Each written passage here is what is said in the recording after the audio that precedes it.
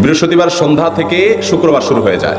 শুক্রবার বা জুমার দিন, এই দিন সম্পর্কে কোরআন এবং হাদিস থেকে ঘেঁটে আমরা 14টা আমলের কথা একটা লম্বা বড় ভিডিওতে বলেছি।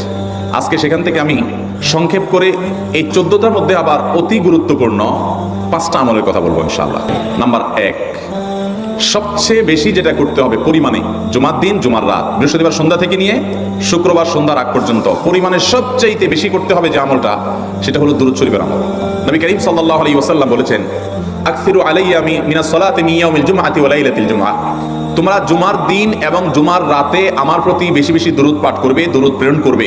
ফাইন্না সালাতাকুম মারুদাতুন আলাই, কারণ তোমরা যে দুরূদ পাঠ করো এটা আমার কাছে পেশ করেন আল্লাহর ফেরেশতারা, এবং রীতিমতো নামধাম সহকারে আল্লাহর একদল ফেরেশতা নিয়োজিত আছে। তারা বলেন, আল্লাহ, হে আল্লাহ রাসূল, আপনার অমুক উম্মত, অমুক অনুসারী, আল্লাহর অমুক বান্দা পৃথিবীর অমুক প্রান্ত থেকে, অমুক দেশ থেকে, অমুকের সন্তান, সে আপনার প্রতি দুরূদ পেশ করেছে জুমার দিনে, জুমার রাতে বা অন্য সময়ে।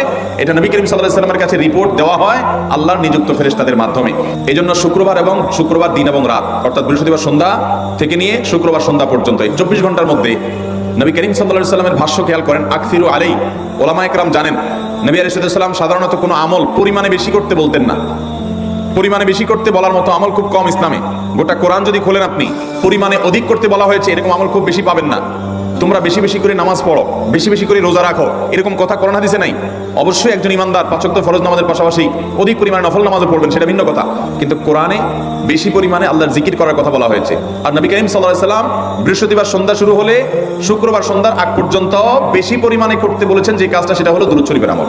দুরূদের এই আমলটা, এটা করার জন্য আল্লাহ তাআলা এমন সহজ করে দিয়েছেন যে ওযুর প্রয়োজন নাই। আপনার ওযু নাই, তারপর আপনি দুরূদ পাঠ করতে পারবেন। এবং আপনি এই বড় দুরূদ পড়ার মতো সময় নাই, তো আপনি একবারে সবচেয়ে সংক্ষিপ্ত দুরূদ পড়েন সাল্লাল্লাহু আলাইহি ওয়াসাল্লাম, তাতেও দুরূদ পাঠের সওয়াব পাবেন। আমলটা করব তো ইনশাআল্লাহ। নাম্বার 1। নাম্বার 2, জুমার দিন উপলক্ষে অন্য যে কোনো দিনের চাইতে জুমার দিন অর্থাৎ শুক্রবারের ফজর নামাজ পুরুষরা মসজিদে জামাতের সাথে পড়বেন। জামাতের সাথে পড়ার নিয়ত করবেন পাক্কা, কারণ অন্য যে কোনো দিনের ফজর নামাজ না, শুধুমাত্র যত নামাজ আছে, নবী করিম সাল্লাল্লাহু আলাইহি ওয়াসাল্লাম বলেছেন, আফদালুস সালাওয়াতে ইনদাল্লাহ, আল্লাহর কাছে দুনিয়ার সব নামাজের মধ্যে 5 ওয়াক্ত সাধারণ নামাজগুলোর মধ্যে সবচেয়ে উত্তম নামাজ হলো সলাতুল ফজরে মাআল জামাআতে ইয়াউমাল জুমআ, জুমার দিন ফজরের নামাজ জামাতের সাথে আদায় করা হলো যত নামাজ আছে এর মধ্যে সবচেয়ে শ্রেষ্ঠ নামাজ। ভাইরা আমার, প্রত্যেক বৃহস্পতিবার আসলে সন্ধ্যার সময় প্রতিজ্ঞা করব, সপ্তাহের অন্য দিন যদি আমার ত্রুটি বিচ্যুতি হয়ও আমি সেটাকে কারেকশন করার চেষ্টা করব, কিন্তু শুক্রবার ফজরটা পুরুষ হিসাবে আমি জামাতের সাথে পড়বই পড়বো। তার জন্য রাতে আগে আগে শোবো, ডাবল ট্রিপল অ্যালার্ম দিয়ে শোবো, অন্য নামাজি বন্ধুকে বলবো ফোন দিয়ে ডেকে দিবি, একে অন্যের সহযোগিতা করব, কিন্তু ফজরের নামাজ জুমার দিন ছাড়বো না ইনশাআল্লাহ। 3 নম্বর আমল হলো সূরা কাহাফ পড়বো। যারা কোরআন পড়তে পারেন না তারা শুনবেন, আর যারা পড়তে পারেন তারা নিজে পড়বেন। সূরা কাহাফ যদি জুমার দিন কেউ পড়ে, নবী করিম সাল্লাল্লাহু আলাইহি ওয়াসাল্লাম বলেছেন এই সূরাটা তার জন্য নূর হবে, নূর, আলো আল্লাহর তরফ থেকে। কিয়ামতের ময়দানে ভয়াবহ গুটগুটে অন্ধকার হবে। কিয়ামতের একটা ভয়াবহ শাস্তি হলো অন্ধকারের শাস্তি। ভাইরা আমার, অন্ধকারের শাস্তি মানে এমন ভয়াবহ অন্ধকার হবে যে দুনিয়ার অন্ধকারের সাথে কোনো তুলনাযোগ্য নয়। সেই ভয়াবহ অন্ধকারে কিছু আমল আছে যে আমলগুলো মানুষের ওই অন্ধকারের মধ্যে আলোর কাজ দিবে। এর মধ্যে একটা হলো এই সূরা কাহাফ। অন্য অনেক ওলামায়ে কেরাম বলেছেন এর ব্যাখ্যা হলো সূরা কাহাফ যদি কেউ এক বৃহস্পতিবারে পড়ে, পরের বৃহস্পতিবার পর্যন্ত, এক শুক্রবার যদি পড়ে, পরের শুক্রবার আগ পর্যন্ত পুরো সপ্তাহব্যাপী তার ভিতরে নূর, ঈমানের নূর, তাকওয়ার নূর, ইলমের নূর, আমলের নূর, ভালো মানুষ হওয়ার নূর তার ভিতরে আল্লাহ তাআলা সৃষ্টি করে দিবেন। তো নবী সাল্লাল্লাহু আলাইহি ওয়াসাল্লাম বলেছেন সূরা কাহাফের প্রথম 10 আয়াত যদি কেউ মুখস্থ করে, তো এই ব্যক্তিকে আল্লাহ রাব্বুল আলামিন এবং যদি তেলাওয়াত করে, এই ব্যক্তিকে এই আমলের মাধ্যমে দাজ্জালের ফিতনা থেকে আল্লাহ বাঁচিয়ে রাখবেন। অতএব জুমার দিন প্রত্যেক শুক্রবারে সূরা কাহাফ পড়বো তো ইনশাআল্লাহ। 4 নম্বর আমল হলো দুনিয়াতে যত ফজিলতপূর্ণ আমল আছে এর মধ্যে সবচেয়ে বেশি ফজিলতপূর্ণ আমল এটা। খুব সহজ আমলটা, খুব সহজ, প্রত্যেক শুক্রবার আমরা এটা করতে পারি। জুমার দিন আগে ঘুম থেকে উঠে উত্তম রূপে গোসল করে মসজিদে আগে আগে গিয়ে পায়ে হেঁটে গিয়ে সামনে ইমাম সাহেবের কাছাকাছি গিয়ে বসা, অনর্থক কথা কাজ না করা, তেলাওয়াত জিকির আজকাল মশগুল থেকে নামাজটা পড়ে বের হয়ে আসা, এই কাজ।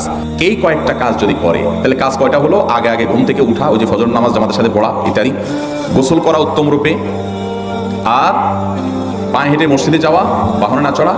4 নম্বর হলো ইমামের কাছাকাছি গিয়ে বসা, কোনো অনর্থক কাজ না করা। এই 4টা কাজ যদি কেউ জুমার দিনে করে, নবী করিম সাল্লাল্লাহু আলাইহি ওয়াসাল্লাম বলেছেন ওই ব্যক্তি বাসা থেকে মসজিদ পর্যন্ত যে আসলো, যতগুলো পা ফেলবে, যতগুলো স্টেপ ফেলবে, যতগুলো কদম দিবে, প্রতিটা কদমের বিনিময়ে আল্লাহ রাব্বুল আলামিন তার অ্যাকাউন্টে, তার আমল নামাতে 1 বছর রাত জেগে, সারা রাত জেগে তাহাজ্জুদ নামাজ পড়লে এবং 1 বছর সারা দিন, প্রত্যেকটা দিন পুরো বছর জুড়ে নফল রোজা রাখলে যে পরিমাণ সওয়াব পাইতো, 1 বছর নফল রোজা, 1 বছর রাত ভর জেগে তাহাজ্জুদের নামাজ পড়ার সওয়াব মাত্র একটা কদম ফেলার বিনিময়ে দিবেন। চেষ্টা করবো না ইনশাআল্লাহ। 5 নম্বর এবং সর্বশেষ আমল হলো, জুমার দিনে একটা সময় আছে দোয়া কবুল হয়। দোয়া কবুলের যে সময়গুলো আছে এর ভিতরে অত্যন্ত ইম্পর্টেন্ট একটা সময় হলো জুমার দিন। শুক্রবারের একটা সময় সম্পর্কে নবী সাল্লাল্লাহু আলাইহি ওয়াসাল্লাম বলেছেন যে একটা সময় আছে শুক্রবারের, এই সময়ে বান্দা কোনো দোয়া করলে আল্লাহ তাআলা ফিরিয়ে দেন না, কবুল করেন। কিন্তু সময়টা যে ঠিক কখন এটা হাদিসে নবী সাল্লাল্লাহু আলাইহি ওয়াসাল্লাম বলেন না, যাতে করে হয়তো আমরা সারা দিনেরই কম বেশি দোয়ার চেষ্টা করি। এই বিষয়ে মুহাদ্দিসগণ, হাদিস বিশ্লেষকগণ, পণ্ডিত ওলামা একরামগণ হাদিসের বিভিন্ন আকার ইঙ্গিতকে গবেষণা করে অ্যানালাইসিস করে এক একজন এক এক সময়ের কথা বলেছেন। তবে বেশিরভাগ ইমাম, বেশিরভাগ পণ্ডিত ওলামা একরাম, বেশিরভাগ আপনার ইসলামিক স্কলারগণের বক্তব্য হলো যে এই সময়টা হলো জুমার দিনের শেষ প্রহর, আসরের পর থেকে নিয়ে সূর্য ওঠার আগ পর্যন্ত এই সময়টা। আমাদের আল্লাহর দিকে মনোনিবেশ করতে হবে দোয়ার জন্য বেশি বেশি। তাহলে শুক্রবারে 5 নম্বর আমল হলো বেশি বেশি কি করবো ইনশাআল্লাহ, দোয়া। বেশি বেশি দোয়া করবেন, উঠতে বসতে চলতে ফিরতে। বিশেষভাবে সূর্য ডুবার আগের যে সময়টা শুক্রবার, অর্থাৎ দিনের শেষ সময়টা, বিশেষভাবে আল্লাহ তাআলার কাছে দোয়া করবো। ঠিক আছে তো ইনশাআল্লাহ? কয়টা আমল বললাম? আমল করবো তো ইনশাআল্লাহ, মনে থাকবো তো ইনশাআল্লাহ।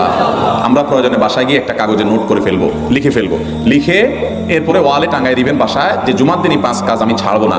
আপনি যদি মনেও না থাকে, আপনার যদি ভুলেও যান, আপনি এই কাগজ আপনাকে মনে করাবে ইনশাআল্লাহ। বাসায় ফ্যামিলি লোকদের সাথে শেয়ার করবেন, জুমার দিন হুজুর বলেছেন, আমি একটু আমার মন থেকে বলিনি, এগুলো সব কোরআন হাদিসের কথা বলেছি আপনাদেরকে। কোরআন হাদিসের আলোকে 5টা আমলের কথা বলেছেন, বিশেষভাবে জুমার দিন আমি 5টা আমল করবোই করবো। ভাইরা আমার, প্রত্যেক জুমার দিন যদি আপনি একটু ইমানের রিচার্জ করেন, ইনশাআল্লাহ সারা সপ্তাহ আপনার জন্য সেটা উপকারে আসবে। চেষ্টা করবো তো ইনশাআল্লাহ। আল্লাহ তাআলা এই আমলগুলো আমাকে আপনাকে আমাদের সবাইকে করার তৌফিক দান করুন।